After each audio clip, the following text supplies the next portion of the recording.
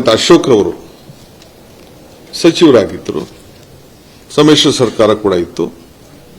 ಗೌರವಾನ್ವಿತ HD ಕುಮಾರಸ್ವಾಮಿ ಅವರು ಈ ರಾಜ್ಯದ ಮುಖ್ಯಮಂತ್ರಿಯಾಗಿ ನಾನು ಕೂತಿರುವಂತಹ ಜಾಗದಲ್ಲಿ ಅವರು ಕೂತ್ಕೊಂಡಿದ್ರು. ಸೊ ತಿರ್ಗಾ 2010ಕ್ಕೆ ಬಂತು. ಆ ಸಂದರ್ಭದಲ್ಲೂ ಕೂಡ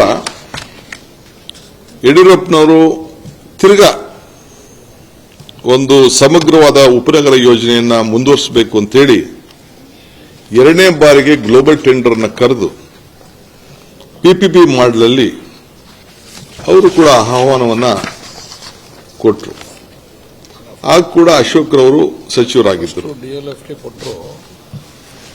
ಅವರು ಕೂಡ ಅದಕ್ಕೆ ಸಚಿವರಾಗಿದ್ದರು. ಅದಾದ ಮೇಲೆ ನಾನು ಹೇಳೋದು,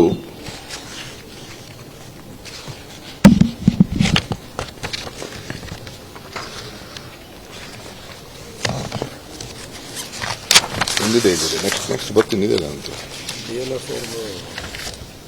ಅದಾದ್ಮೇಲೆ 29/11/2006 ಗೌರವಾನ್ವಿತ ಮುಖ್ಯಮಂತ್ರಿಗಳಂತ HD ಕುಮಾರಸ್ವಾಮಿ ಅವರು ಸ್ವಲ್ಪ ಕಣ್ಣು ಮಂಜಾಗ್ಬಿಟ್ಟಿದ್ದೇನೆ.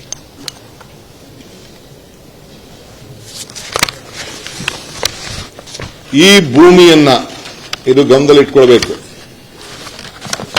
ಈ ಎಲ್ಲ ಭೂಮಿಯನ್ನ, ಖಾಸಗಿ ಜಮೀನನ್ನ 29/11/2001 ಸರ್ಕಾರದ ಆದೇಶ, ಇದು ನಾನು ಓದ್ತಾ ಇರೋದು ಕರ್ನಾಟಕ ರಾಜ್ಯ ಪತ್ರ, ಅಧಿಕೃತವಾಗಿ ಪ್ರಕಟಿಸಿರುವಂತ ವಿಶೇಷ ಪತ್ರ.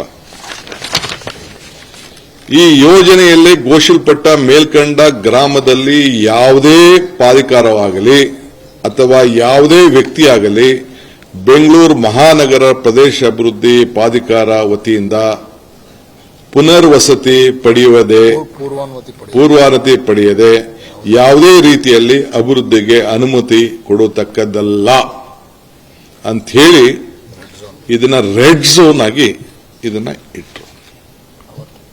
ಅವತ್ತು ಮಾನ್ಯ ಶ್ರೀ ಕುಮಾರಸ್ವಾಮಿ ಅವರು ಇದರಲ್ಲದೆ ಈ ಭೂಮಿಗಳಲ್ಲಿ ಗ್ರಾಮ ಠಾಣಾ ಪ್ರದೇಶದಲ್ಲಿ ಕೂಡ ಹಳ್ಳಿಗಳನ್ನು ಕೂಡ ವಸತಿ ವಾಣಿಜ್ಯ ಆಸ್ತಿಗಳನ್ನು ಕೂಡ ನಗದು ನೀಡುವ ಪರಿಹಾರ ಕೂಡ ಘೋಷಣೆ ಮಾಡಿ ಆ ಹಳ್ಳಿಗಳ ಮನೆಗಳನ್ನು ಕೂಡ ಯಾರು ಬದುಕನ್ನ ಕಟ್ಟಿಕೊಂಡಿದ್ದಾರೆ, ಯಾರು ತಲತಲಾಂತರದಿಂದ ಅಲ್ಲಿದ್ದಾರೆ, ಆ ಮನೆಗಳನ್ನ ಸೇರಿ ಅವನ್ನ ಒಕ್ಕಲೆಬ್ಬಿಸಲಿಕ್ಕೆ ಆದೇಶವನ್ನ ಹೊರಡಿಸಿತು. ಅವ್ರಿಗೇನೇನು ದುಡ್ಡು ಕೊಡಬೇಕು ಅಂತ ತೀರ್ಮಾನ ಕೂಡ ಮಾಡಿದ್ರು. 600 ಅಡಿ ಮನೆ ಇದ್ರೆ 9,000 ಅಡಿ ಕೊಡಬಹುದು. 600 ಚದರ ಇಂದ 9,000 ಇದ್ರೆ 1,200 ಅಡಿ ಕೊಡಬೇಕು.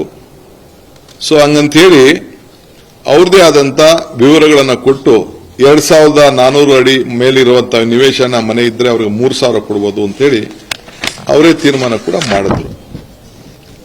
ಅದಲ್ಲದೆ ಪ್ರೈವೇಟ್ ಡೆವಲಪರ್ DLFಗೆ ಪತ್ರ ಕೂಡ ಬರೆಸಿದ್ರು. ಅವರು ಏನು, ನೀವು ಜಾಗ ಇದೆ, ನೀವು ಬನ್ನಿ, ರಿಯಲ್ ಎಸ್ಟೇಟ್ ಅಂತ ಹೇಳ್ತಾರಲ್ಲ ನಮ್ಮಣ್ಣ, ಜಾಗತಿಕ ಟೆಂಡರ್ ಕರೆದು ಆ DLF ಅವ್ರ ಹತ್ರ ದುಡ್ಡು ಕೂಡ ಕಟ್ಸ್ಕೊಂಡ್ರು. ಪಾಪ 400 ಕೋಟಿ ರೂಪಾಯಿ.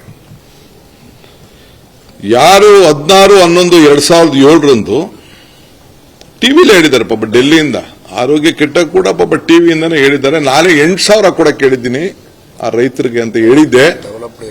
ಡೆವಲಪ್ಡ್ ಏರಿಯಾದಲ್ಲಿ 8,000 ಅಡಿ ಕೂಡ ಕೇಳಿದ್ದೀನಿ ಅಂತ ಅಂದ್ಬಿಟ್ಟು ಪಾಪ ಟಿವಿಲೂ ನಾನು ಅದನ್ನ ಗಮನಿಸಿದ್ದೆ. ನಾನು ಆಗ ರೈತನಿಗೆ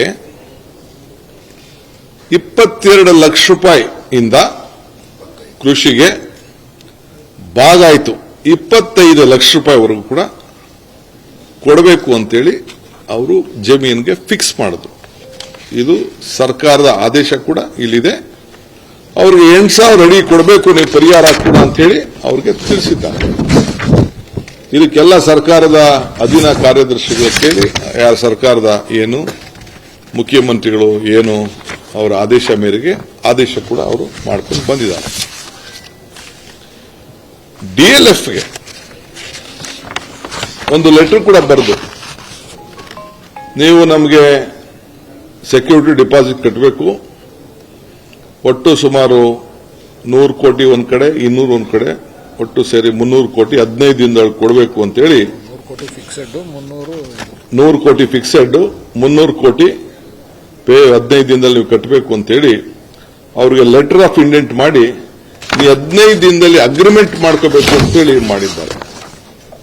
ಇದು ನಾನು ಮಾಡದ್ನ ಈ ರಿಯಲ್ ಎಸ್ಟೇಟ್ ದಂಧೆ ಅಣ್ಣ ಅಪ್ಪಾಜಿ? ಯಾರು ಇದನ್ನ ಮಾಡಿದ್ದು? ಯಾರಿಗೆ ಇದನ್ನ ಹೇಳ್ತಾ ಇದ್ದೀರಿ ನೀವು? ಯಾವ ಹೋರಾಟ? ಎಲ್ಲಿ ರೈತರು? ಯಾವ ರೈತರು? ಯಾರು ನಿಮ್ಮ ಬದುಕಿಗೆ, ರಾಜಕಾರಣ ಬದುಕಿಗೆ ಯಾರು ನಿಮಗೆ ಶಕ್ತಿಯನ್ನು ಕೊಟ್ಟರು?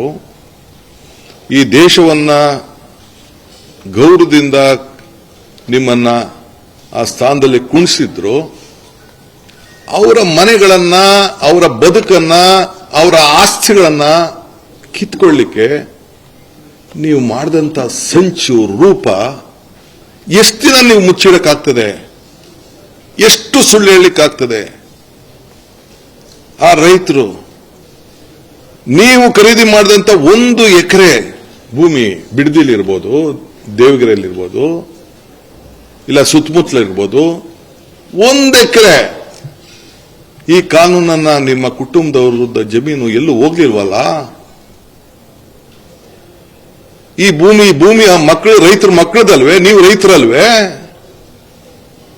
ಇದೇ ಟೌನ್ಶಿಪ್ ಅಲ್ಲಿ ನಿಮ್ಮ ಕುಟುಂಬದವರು 30 ಎಕರೆ ಖರೀದಿ ಮಾಡ್ಕೊಳ್ಳಿಲ್ವೇ? 36 ಎಕರೆ. ಏನ್ ಪತ್ರ ಬರೆದ್ರು ಅಕ್ಕ ಅವರು? ನಾನು ಬೇಡ, ಈಗ ನನ್ನ ಅಕ್ಕನ ತರದ್ ಬೇಡ. ಇಲ್ಲಿ ಆ ರೈತರ ಜಮೀನು ನೀನು ಯಾರು ಮಾರಲೂಬಾರ್ದು. ನೀನ್ ಕಷ್ಟಕ್ಕೆ, ಅವನ ಪಾಪ ಕಷ್ಟಕ್ಕೆ ಮದುವೆ ಮಾಡೋರ್ಗೆ, ಮುಂಜಿ ಮಾಡೋರ್ಗೆ, ಅವ್ರಿಗೇನಾದ್ರು ಬದುಕನ್ನ ಕಟ್ಕೊಳ್ಳಿಕ್ಕೆ ಏನು ಮಾಡಬಾರ್ದು ಅಂತೇಳಿ ರೆಡ್ ಝೋನ್ ಹಾಕಿ ಈ ತೀರ್ಮಾನ ಮಾಡಿದ್ದು ಇಡೀ ರಾಜ್ಯದ ಇತಿಹಾಸದಲ್ಲಿ ಇದೇ ಮೊದಲನೇದು. ಯಾರಿಗೆ?